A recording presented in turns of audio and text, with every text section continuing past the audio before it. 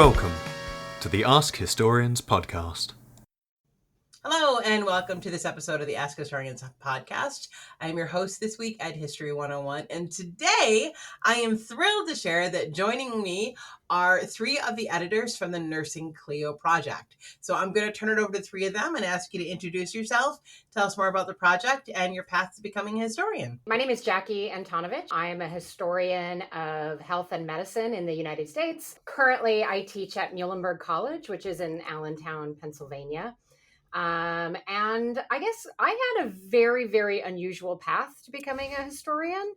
I took a very non-traditional path in that I had a whole other life before I decided to go back to school. I was married and had kids and, worked off and on at various jobs like bartending or, whatever. And I had always wanted to go back to school. And I finally decided I was going to go back and get my bachelor's degree. And so while I was living in Colorado, I went and, majored in history and got my bachelor's degree. And all of my advisors were like, you know what, you're actually kind of good at this. And I was like, really? And I was like, well, I can't go to grad school. And they were all like, well, why not? And I couldn't sufficiently answer that question. So I started looking into grad programs and I ended up going to the University of Wyoming for my master's degree. And while I was there, I wrote my master's thesis on this really cool project about this industrial school for female juvenile delinquents in like progressive era Colorado. And my time in the archive was so cool in that like I had to go through this whole process of getting access to the records because they were closed, and just navigating that whole process was really fascinating to me. And I decided that I wanted to do more. And so then I went off to the University of Michigan to do my PhD. So, nice. And here I am. Well, welcome. Well, I'm Laura Ansley. I am, as mentioned, an editor with the Nursing Clio project. I am, in my day job, the director of publications at the American Historical Association, which is the largest professional association for historians in the world. And so the AHA I've worked at for 6 years. Like my colleagues here, I also went to graduate school in history. I took a more traditional path than Jackie in that I did an undergrad as a traditionally aged college student. Loved history and decided to go straight into an MA PhD program, which I did at the College of William and Mary in Virginia. And I spent 6 years there and then ended up dropping out of the PhD program because I decided I didn't actually want what came with the PhD. So I did a long, long path to figuring out what to do. And I ended up in scholarly editing and scholarly communications. And here I am now at the AHA doing both history and editing. Well, welcome. And hi, I'm Sarah Hanley-Cousins. I teach at the University of Buffalo, and I'm currently the executive editor at Nursing Clio. And I feel like I fall somewhere in between Laura and Jackie on my path to becoming a historian. I was not interested in being a history major. I was actually an American Studies major in college. Really fascinated with American culture in particular, and just was really loving my classes. Really, I just found myself fascinated all the time, and just like feeling that, everything just felt like so magical. Like there's just like this whole world of like analysis and like trying to understand and unpack American culture around me. Just truly kind of a mind-blowing experience. But I thought career-wise that I was going to be an attorney. That had been my plan all through high school. I laugh because anybody who knows me would know I'd be an absolutely atrocious attorney. But I thought that that's what I was going to do. And I kind of thought that's all you could do with a major in like American Studies or history or something like that. It was like one of the few things that I could like name. And I did a internship. My dad worked very hard to get me an internship with our local district attorney's office in Jefferson County, New York. And I hated it. Hated every minute of it. It was one of the worst experiences I've ever had. And I said, I cannot do this. I absolutely cannot see myself doing this for the rest of my life. And then I kind of panicked and I thought, I have no idea what I'm going to do. And it just so happened that I was in a class at that moment, that winter, that was on Civil War history. And I had always had an interest in Civil War history, something I shared with my dad and my grandpa, but had never, ever thought that you could do that. He has a profession. And I thought, okay, well, I've got nothing to lose. I don't know what I'm doing with my life now. So I'm just going to look around and see if there are Civil War internships that I could do. And I happened to find this thing called the Gettysburg semester, which was a 1 semester, essentially study abroad in Pennsylvania, at Gettysburg College. And I applied, and actually my application was late. The secretary, shout out Kathy Bain, kind of pushed my application through. And so I got accepted and I got in and changed my life just completely. Within a couple weeks, I thought, this is the only thing I can imagine myself doing for the rest of my life. This is the coolest thing I've ever done. And from that point, I knew that the PhD was the goal. And then the problem was getting into a PhD program, and I got rejected twice or 3 times. I think I went through several rounds, and finally got in 2010 after deciding I was going to quit and become a teacher instead. And so I also have a degree in social studies education, was certified, and then finally got into the PhD program. And here I am, the Civil War historian of my dreams. Welcome. Now, before we move on, actually, I wonder if someone could clarify, Laura, if you don't mind, clarifying, what's the difference between American studies and American history? Yeah. So American Studies is a separate discipline. So American history is studying the past in the United States. American Studies, which I should have mentioned, I double majored in history and American Studies, like Sarah, who was an American Studies major, which I did not know we had in common, Sarah. We'll talk about that. I didn't know that either.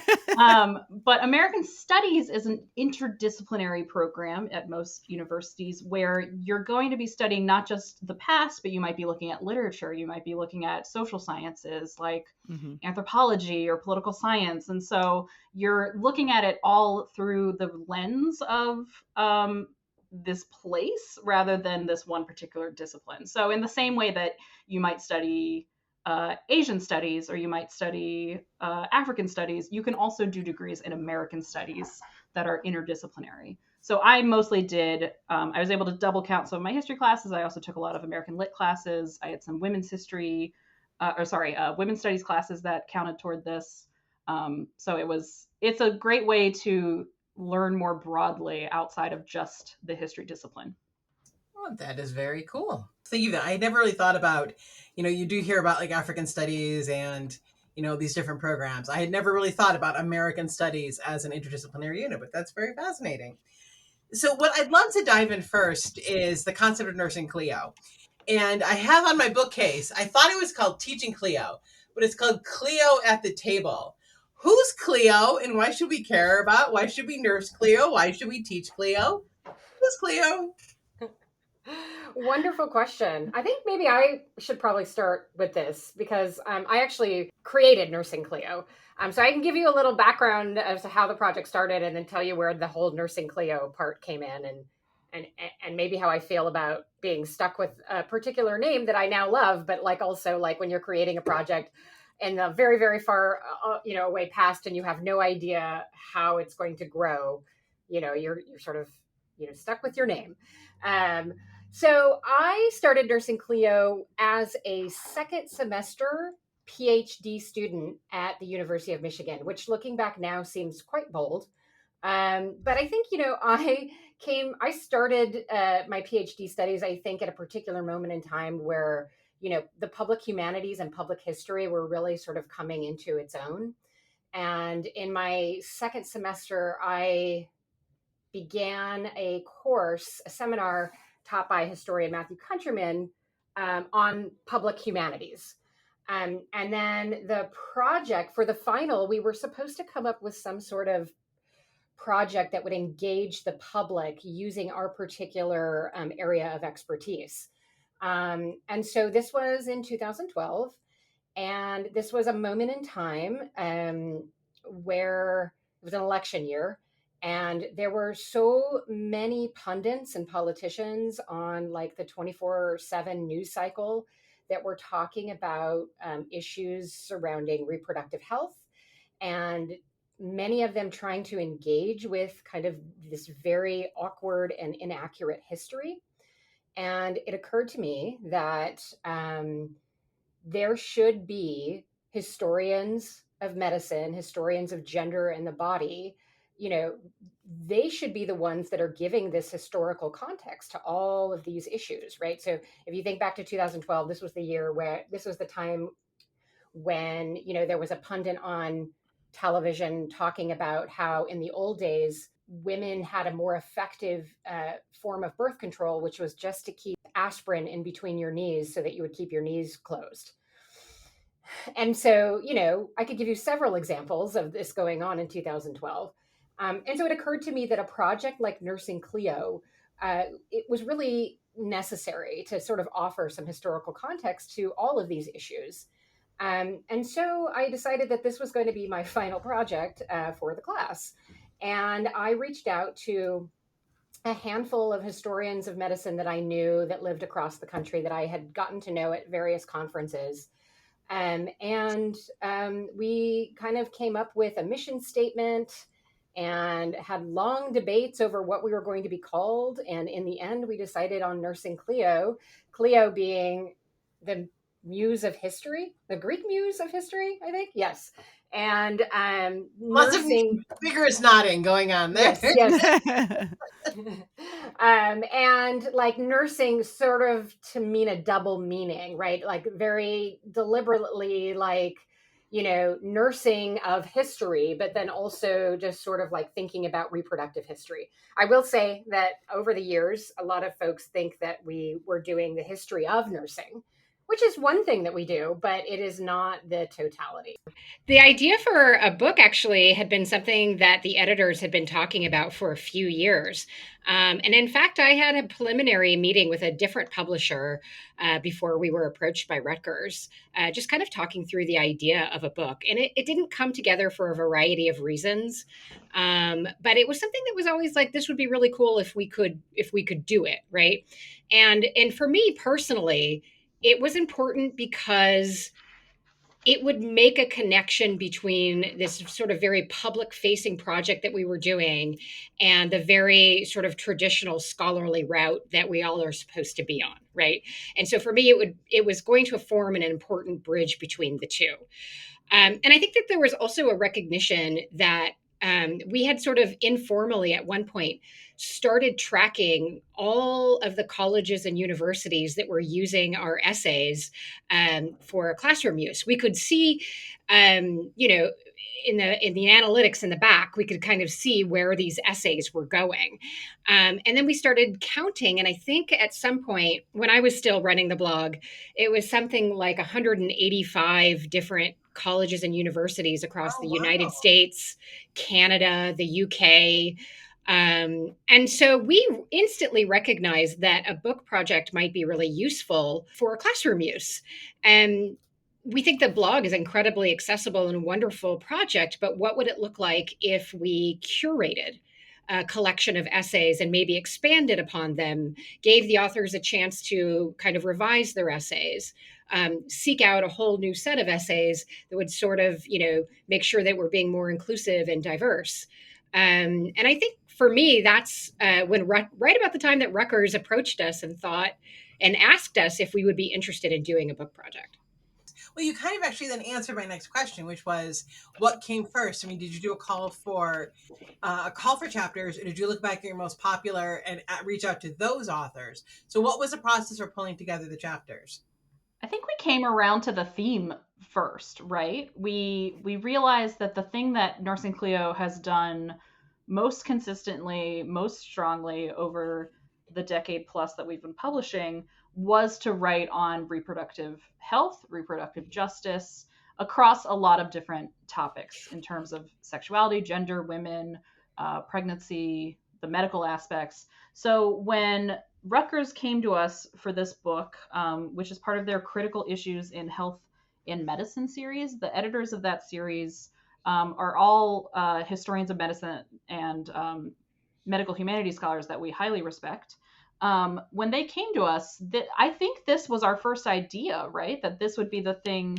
If we were to write a book of Nursing Clio essays, it should be about sex and reproduction. Yeah, I think that's right. Yeah, definitely.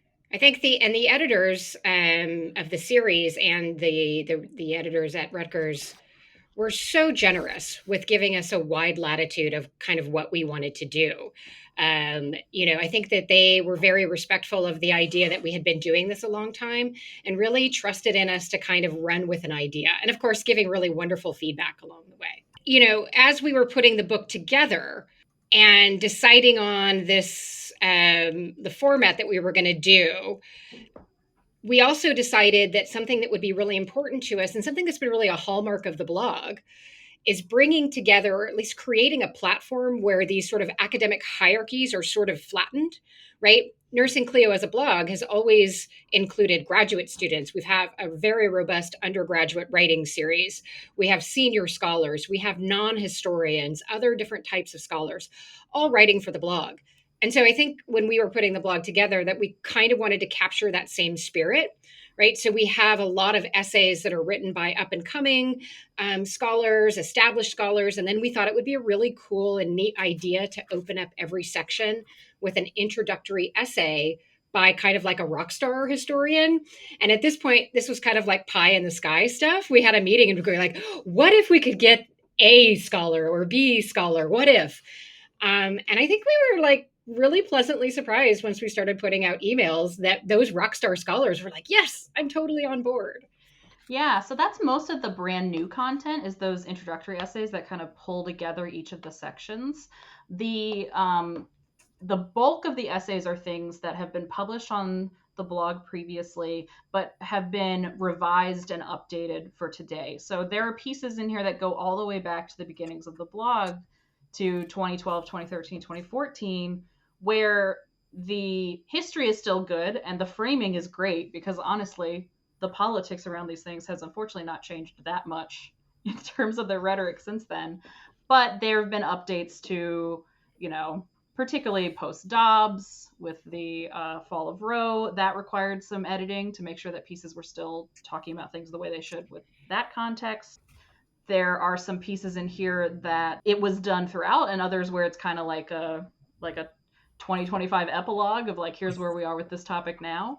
We left it up to the authors in a lot of ways. Like, we gave editorial feedback, of course, on what things they should focus on, but the authors were instrumental in helping us to figure out what needed to be done to update them. Yeah, I just want to add that while the bulk of the essays were pieces that had been published and then went through this process where kind of we worked with the authors to update them or flesh them out or add new chapters of things that had happened in the time being since they had first been published.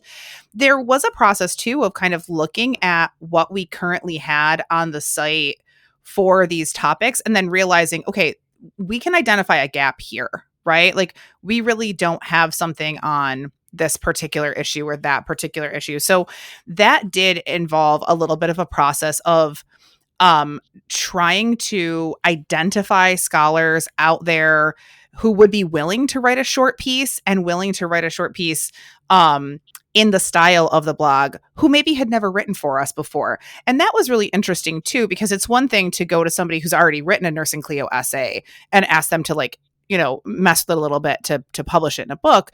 It was, a little bit of a different process to invite new people who weren't necessarily already writers and kind of coach them through what a Nursing Clio essay looks like. Thankfully, we have a lot of practice with that because that's what we do with our authors every day at the blog. But there was a little bit of a process there to make sure that we were providing as much coverage as we possibly could in those chapters. Nice. Now, one of the things that we often talk about Ask Historians is that we're different than other subreddits because we don't really allow discussion. And there is, to a certain extent, an Ask Historian style. And we do a lot of norming as a mod team to make sure everyone on the mod team can recognize it and our users recognize it, because they'll report a response that looks like it's quality, but you start reading and you're like, no, this is like mimicking quality. It doesn't have what we're looking for. So we know our style because of norming. We know our rules and all of that. As we kind of lay that out in our rules. What is the Nursing Clio style, and how do you help somebody understand what that means? Oh, that's a great question. Good question. I mean, I'll start because I've thought a lot about this over the years, because in my day job at the American Historical Association, I also edit a magazine, and we are having our 4th annual op-ed workshop this January at our conference. And so I've been organizing those all 4 years to find editors and writers to talk about what this looks like. But I'd say, like, generally, a Nursing Clio article is about the length of an op-ed, 1,000 to 1,500 words. It's it can be more academic. We can include footnotes if you want. We can include images for you to analyze, because being online, you can include images. But there's a couple things that I think make a great essay. And some of those are some sort of hook. So that should be something that's exciting up front, that's going to grab the reader. So whether that is an example from history or current events. So it might be, this news report told us about this person who experienced this, and that's not new. I have examples of that from my research going back to the 1850s, whatever. Or it could be pop culture. There might be something like on a popular TV show or film, this is happening, and people want to know more about the history. The other thing that I always think about too is making sure that there's some kind of takeaway for the reader. To me, this is interesting and cool doesn't quite get us there, right? You want them to come away with something more than just like, hey, abortion happened in the past, which is true. But what is the information they need to know about that to better understand today? One thing that I would add, there were a handful of essays that when we sat down to put this book together, we immediately were like, we have to have this essay. We have to have that essay. That were essays that were so moving and important when we had initially published them on the site. And one of the things for me that makes for a really standout Nursing Clio essay, one that really stops people in their tracks, one that is resonant over and over again, that gets shared over and over again, is when that hook at the beginning is connected to someone's real life story. So if it's okay to call out one particular essay, I mean, the one that does that for me is Shannon Withicombe's essay, Not Everyone Has the Same 40 Weeks, which is on the blog. That the title of that essay is My Story of 20 Weeks. And I remember editing that essay when it first came through and just feeling, just my heart just breaking for her and being so moved. And so moved not only by this incredibly difficult story that she shared, but also at the way that those kinds of stories help us to empathize with the past, right? Help us to see the experience of other people throughout the past and to maybe make sense of that. And of course, in that essay, she's also talking about extending that historical empathy into modern empathy, right? Having empathy for other people who have experienced this rather than demonizing and criminalizing them, which was what she was speaking to in that essay. I'm glad that you said that, Sarah, because as you were leading up to calling out Shannon's essay, I was looking through the contents of the book to get the title, because that was the one that I wanted to call out as well, because it is incredibly moving and important piece. And I also just to go off of what, connect these two comments between Sarah and Laura. One of the things that I'm the proudest of is not only are the editors of Nursing Clio really adept at doing, editing, these sort of standard blog history essays, I think that they've become really skilled at helping historians who maybe aren't used to writing so personally, taking a subject and writing a personal blog that sort of connects to, the historical, but then also the personal, right? And that's our tagline, right? The personal is historical. Right. And I think that our editors do a really nice job of that. And also, I think hopefully if we're doing things right, we do try and foster an environment where writers also feel safe to sort of be that personal. Because I think that can be really challenging, especially in a moment like we are in today.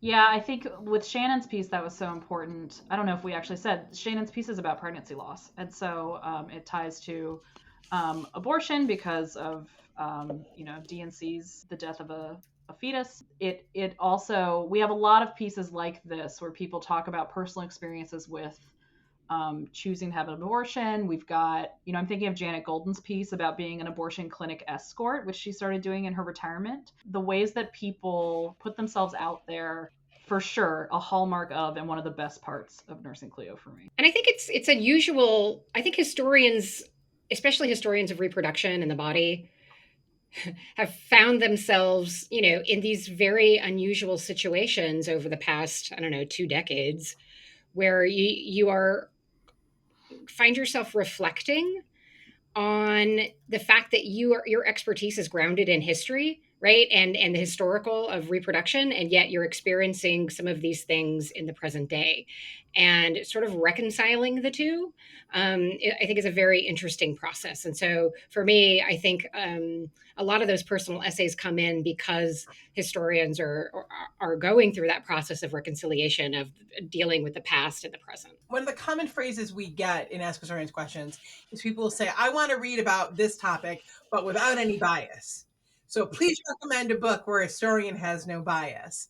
And conversely, we also get a lot of questions where people are struggling with the tension that I think all three of you mentioned, is empathizing with people in the past, but avoiding laying today's framework directly onto the past. So for example, with women in pregnancy, or, we get a lot of questions now about children. People are asking a lot about children in the past. And there's a common belief that children in the past were always exposed to violence and bloodshed, and life was so much harder for kids in the past. And so one of the things I try to do is try to talk about like the new history of childhood, and kind of try to talk through that we were just starting to learn more about children's, lives in the past, because the history of childhood is just is coming into its own now. So I took a long way to build up to that is, how do you want readers to reconcile with the personal connection and the tensions around bias? And then how do you help them deal with avoiding presentism, but having empathy, but not acting like someone in the 1500s is the same as someone, will act the same as someone from yesterday. Like I see them as kind of related. Like, how do you negotiate the relationship between the writer and the topic and history, and then the reader and the present and the past? I think Sarah and Jackie would agree with me on this, I hope, after many years of working together. I think there's a difference between bias, which has a negative connotation, and viewpoint, which can be, I think for most of our writers, is deeply informed by their research, by their expertise, and by their personal experience.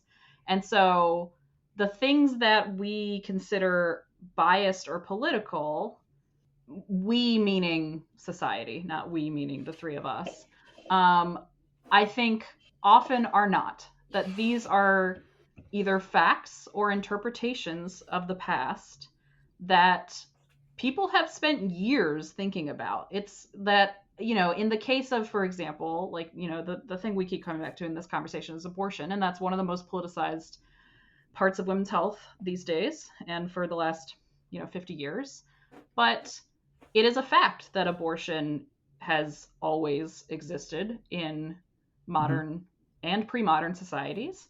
It is a fact that ideas about abortion in the United States in particular changed in the 19th century, as influenced by religious practice, as influenced by medical doctors who are professionalizing. And it's a fact that our ideas about that continue to shift into the 20th century. The bias question, I never like, because I don't consider it bias to say, look, abortion's always been around. It's just a question of how we regulate it and if we should. And the bias that comes into that is if you believe that one kind of Christian morality trumps everyone else's ideas about it.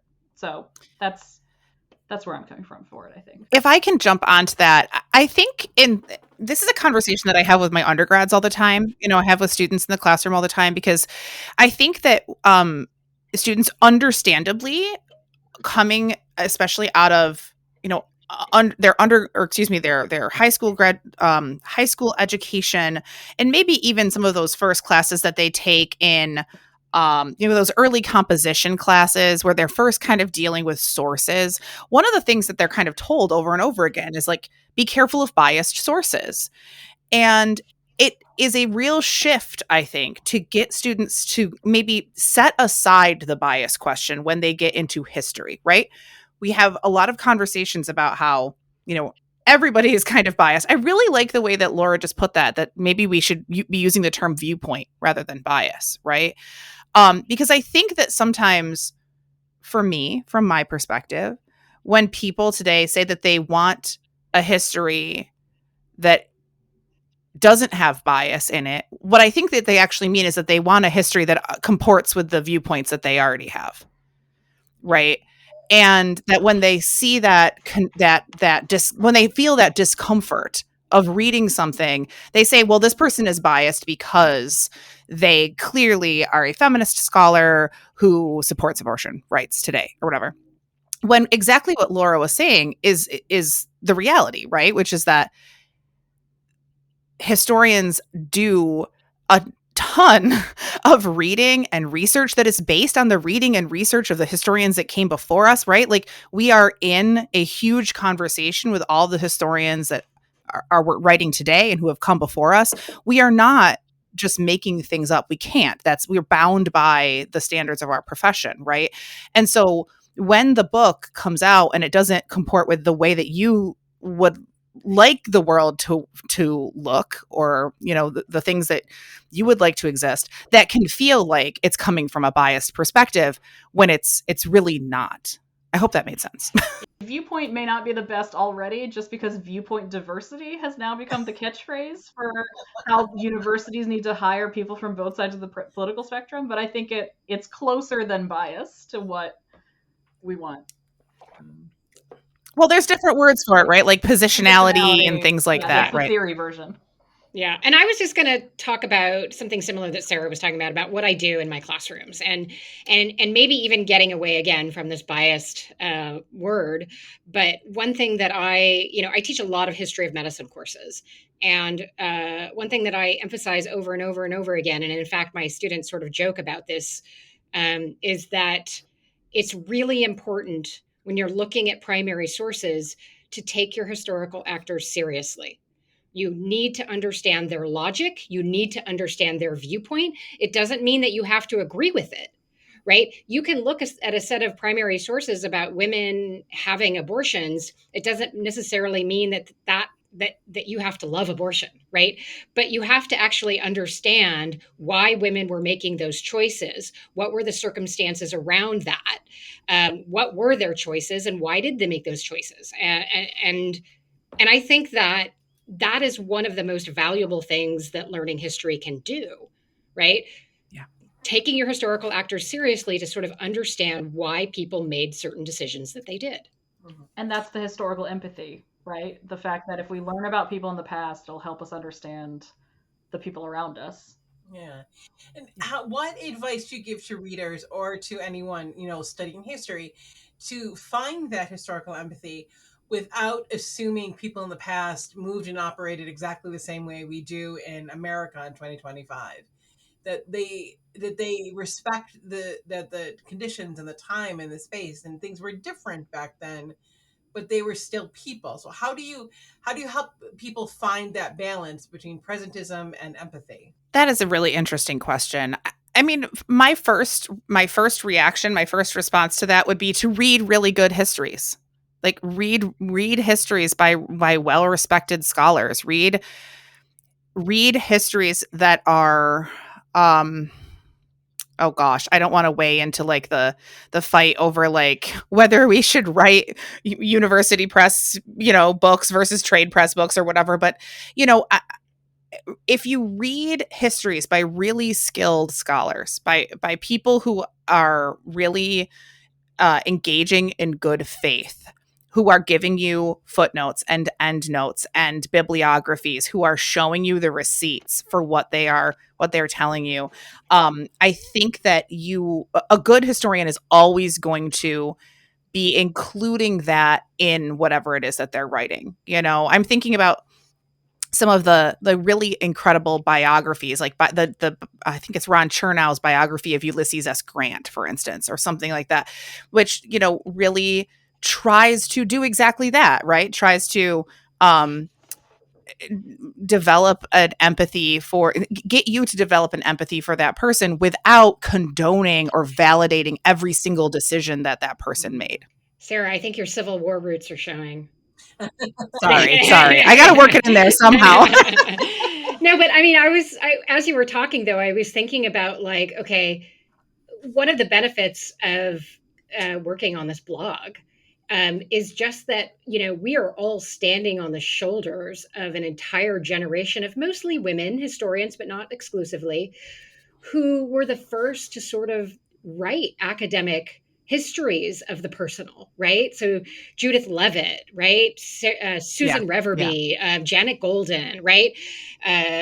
Regina Moran Sanchez, like all the, and I could just go on and on and on, who were really some of the first, you know, women who are writing about, you know, the history of childbirth or the history of abortion, all of these different things, right? And I think those are the histories that I would really encourage. You know, if you open up the Nursing Clio reader and you find an essay that you sort of really resonates with you and you want to go deeper, there's a whole generation of scholarship that has come before. And to speak to sort of your question, and I hate to keep returning to how I teach, but I think there's a lot of transferable ideas here. And, you know, when I'm walking through students, for example, why did women start to prefer doctors over midwives, for example?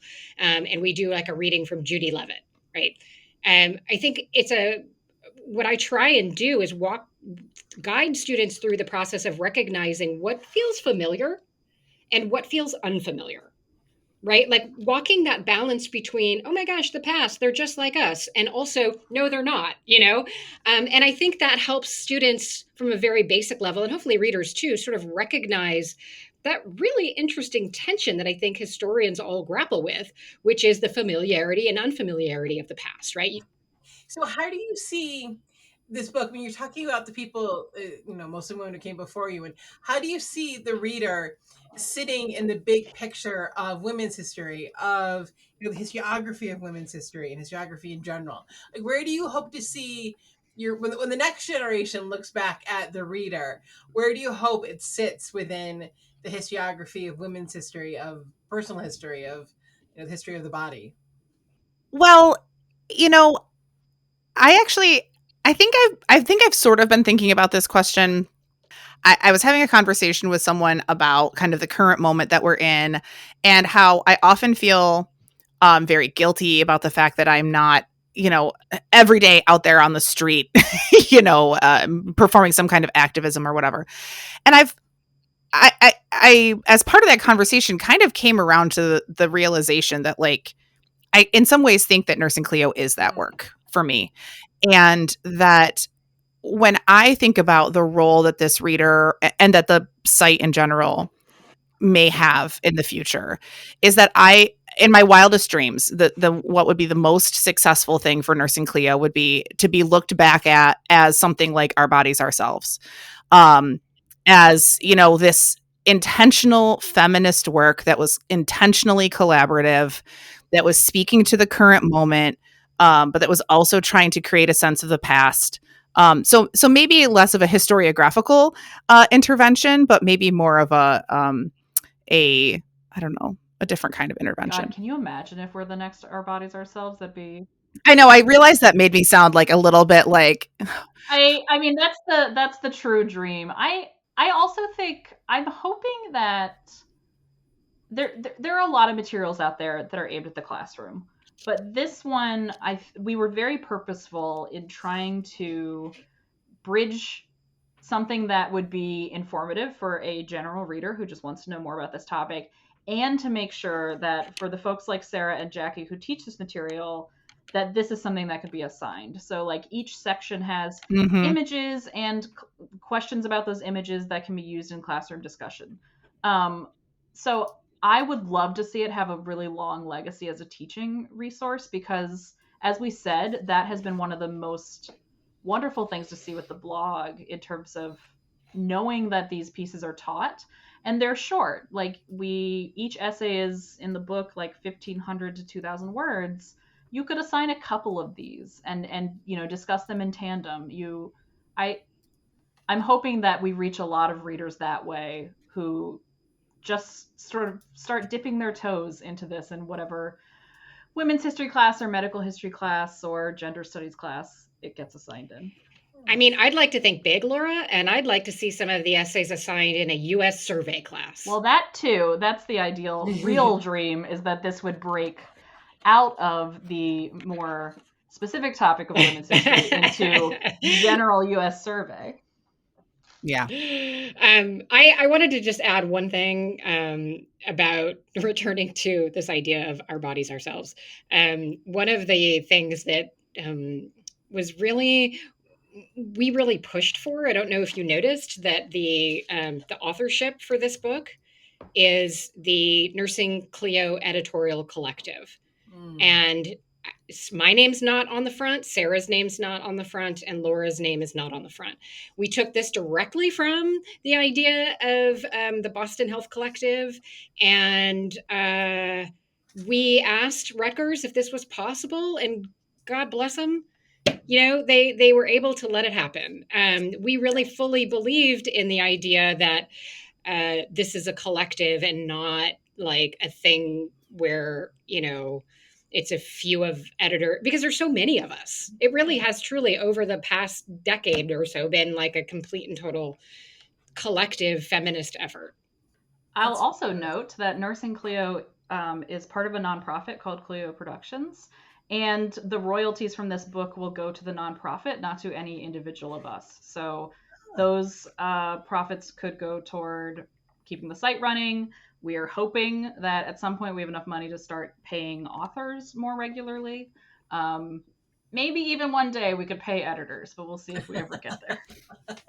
Which actually leads to my next question: is you just shared, you know, as part of a nonprofit collective, and what I'm curious about is, you know, we're recording this on September 23rd, the day after the President of the United States and the Director of the Health and Human Services said that they were able to demonstrate a link between Tylenol during pregnancy and autism, to which the entire scientific world said, no, you're wrong. So we're living in this particular moment, and I'm curious kind of what's next for Nursing Clio. Where do you see the project going, especially given the time that we're living in?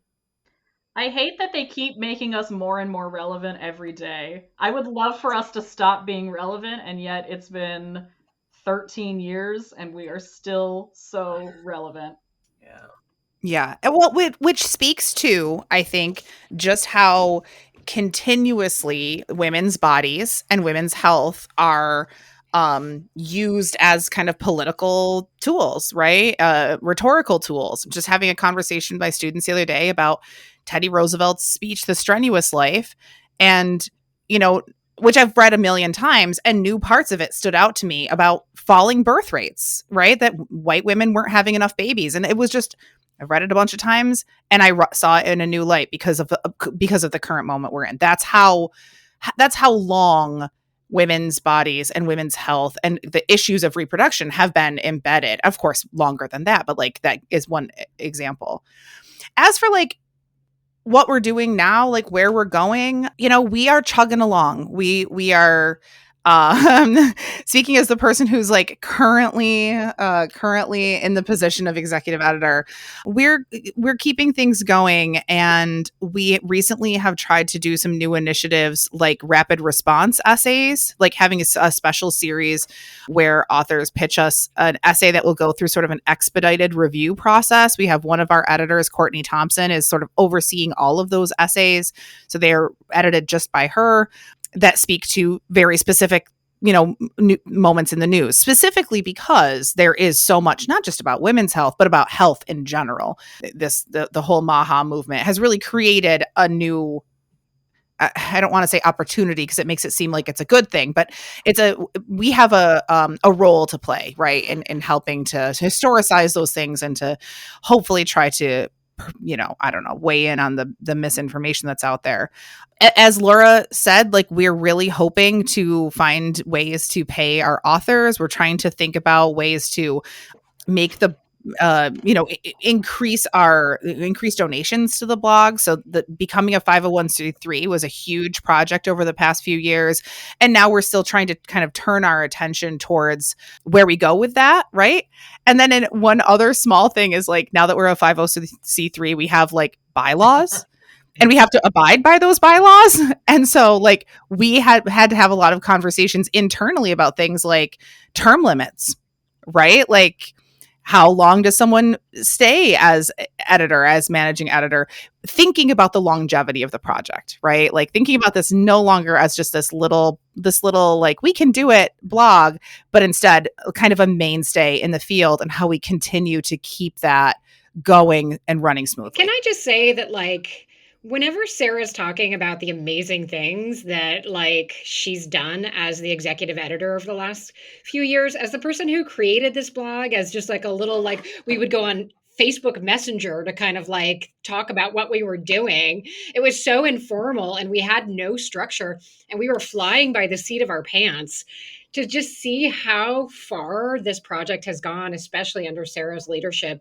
It's so amazing. I just love it. And you're too kind. I'm so proud. But I also want to add that I am hoping, as someone who's not really involved in the blog anymore, on a day-to-day,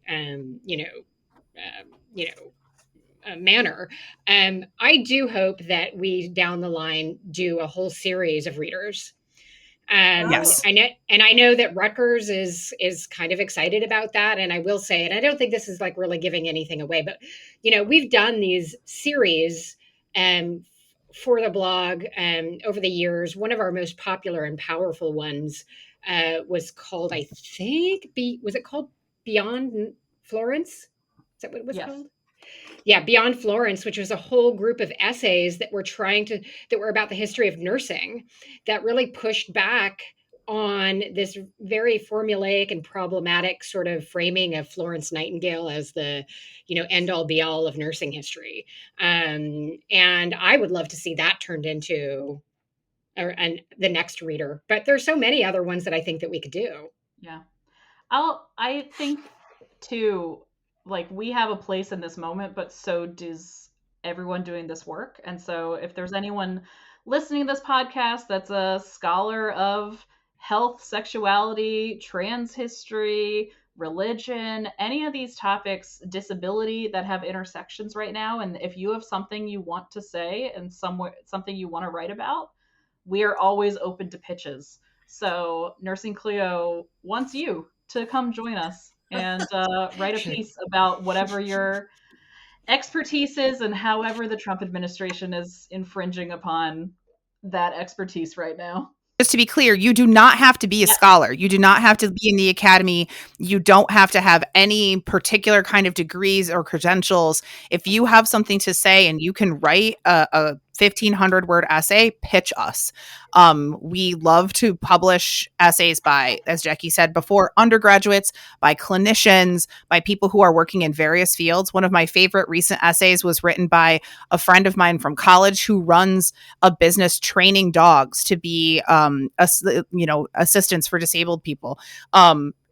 Pitch us. You don't have to be in any particular field to write a Nursing Clio essay. And people can even take Ask Historians answers and turn them into an essay. 100%. So to kind of wrap us up, it's awesome to hear that you're open to pitches. It's awesome to hear all the great stuff that you're doing. Where can people find the Nursing Clio project? Well, you can find Nursing Clio, the site at nursingclio.org. You can find the book linked at nursingclio.org. We have a whole kind of area of the website about it. Of course, you can also find that directly through Rutgers as well, and pretty much anywhere you would purchase books. We're also quite active on I think Instagram and Blue Sky. Yeah, do the three of you as individuals have anything coming out that you'd like to share with the readers? I mean, if everybody wants to hold on for like a year, I just submitted my book manuscript and I'm very excited about that. It's on the history of women physicians in the American West and their public and political work, including work in abortion care, unfortunately, eugenics, and all sorts of other things. So that should be out hopefully in about a year. Cool. And I just had a book come out that was co-written with my my colleagues on another project, a project that's kind of interconnected with Nursing Clio, which is called Dig, a history podcast. So you can get the podcast wherever you get podcasts. But our first book came out in October of last year. It's called Spiritualism's Place: Reformers, Seekers, and Seances in Lilydale. And it's about sort of a history of this one particular spiritualist community in New York State and its connections to women's suffrage and the temperance movement and how it interacts with Native American spirituality. It's a wide-ranging and very fun book. And I'm no longer a publishing scholar in the way that they are, but I'll say this is a time where history organizations need your support. If you are a historian or a friend of history, the American Historical Association might be a place you want to check out to join as a member or donate to, because we are constantly now advocating for honest history, teaching history with integrity, and other ways of protecting history in these difficult times. As we head into the 250th anniversary. Yep, the 250th is right at the front of that. Thank you so much on behalf of the entire Ask Historians team. Thank you so much. And we've had some of the readers, authors come through and do AMAs. And it's from our end, they've gone well. I hope they've gone well for your authors. And we're very grateful. And we look forward to having you back when the second reader comes out. You've been listening to the Ask Historians podcast. Please support us at patreon.com/askhistorians. Find more history like this by following us on Twitter and Facebook, and by visiting us at askhistorians.reddit.com and ask hundreds of historians and enthusiasts anything you want to know about history.